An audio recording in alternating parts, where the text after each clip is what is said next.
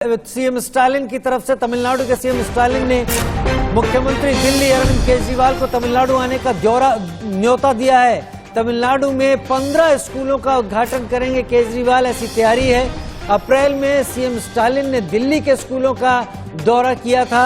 दिल्ली के school model से प्रभावित होकर तमिलनाडु के सीएम एम.के. स्टालिन ने ये फैसला लिया। दोनों के बीच विपक्ष की भूमिका पर भी मंथन होने की संभावना है।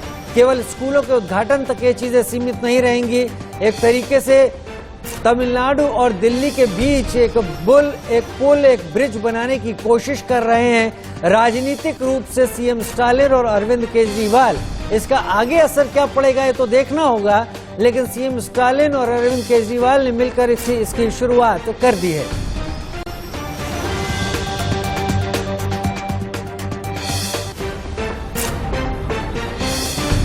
CM Tamil Nadu MK. स्टालिन और दिल्ली के मुख्यमंत्री अरविंद केजरीवाल तमिलनाडु के दौरे के दौरान हालांकि 15 स्कूलों का उद्घाटन करेंगे अरविंद केजरीवाल, लेकिन शायद ये बातें 15 स्कूलों तक ही सीमित ना रहें, उनके उद्घाटन तक ही सीमित ना रहें।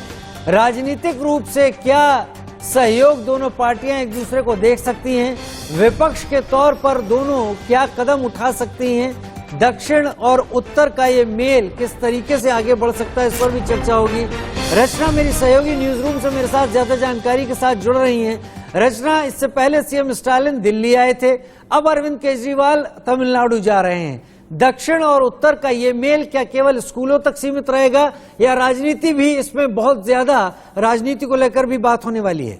बिल्कुल होने वाली है राजीव। ये जो सुगबुगाहट अगर आपके दिमाग में आ रही है, इसका अनुमान आप लगा लीजिए कि 2024 को देखते हुए तीसरा मोर्चा कैसे मजबूत करना है और कैसे मजबूत विपक्ष के तौर पर अपनी दावेदारी पेश करनी है, इसकी प्लानिंग स्कूलों के बहाने हो रही है। पहले एम.के. स्टालिन आते हैं, दिल्ली के स्कूलों का जायजा लेते हैं, दिल्ली के शिक्षा मॉडल की तारीफ करते हैं और दिल्ली के स्कूलों का जायजा लेने के बाद फिर वो लौट जाते हैं। ये मुलाकात भी बड़ी खास रही थी, उस दौरान भी चर्चा इसी तरीके से हुई थी। अब एम.के. स्टालिन ने दिल्ली के मुख्यमंत्री अरविंद केजरीवाल को न्योता दिया है। दिल्ली के मुख्यमंत्री अरविंद केजरीवाल पहुंचेंगे भी, एम.के. स्टालिन के न्योते पर पहुंचेंगे, स्कूलों का जायजा तो लेंगे ही, लेकिन साथ ही साथ माना यह जा रहा है कि 2024 को देखते हुए सांठगांठ मजबूत करने की कोशिश होगी। 2024 को देखते हुए तीसरा मोर्चा मजबूत करने की कोशिश होगी और अगर ये लगातार मुलाकातों का सिलसिला चल रहा है तो फिर ये भी तय किया जाएगा कि आखिर वो कौन सा मजबूत चेहरा होगा जो तीसरे मोर्चे के प्रमुख के तौर पर सामने आएगा। मतलब साफ है कि उधर नीतीश कुमार, जो कि 2024 को देखते हुए बार बार प्रधानमंत्री